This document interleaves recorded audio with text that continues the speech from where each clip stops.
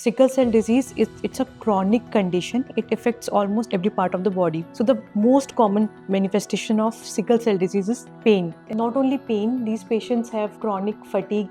Children, they miss their school, they cannot play or they cannot participate in the physical exercise as the way their other peers do. And the adolescent and the adult population, they sometimes face difficulty in getting the jobs, and even they get the jobs because of the pain, they have to miss, they cannot go to their working places, and that might lead to the job abandonment also. Our government of India, they have done a tremendous job. They have launched National Sickle Cell Elimination Program. It has a lot of component, and our plan is to eradicate the sickle cell disease from India by 2047.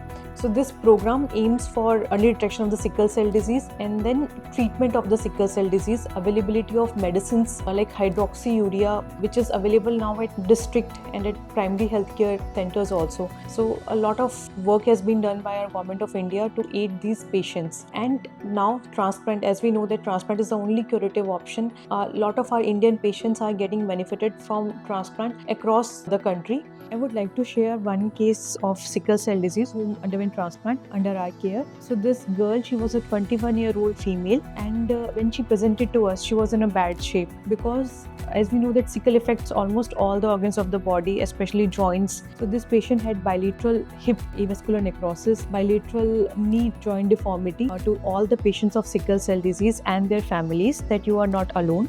The government, various non-government organizations, numerous doctors are standing in hand with you to alleviate this problem. So if your child is diagnosed with sickle cell disease, don't panic. Go to nearby center, get the proper diagnosis, and get your other children also screened for the same disease, and take the treatment prescribed by the doctor.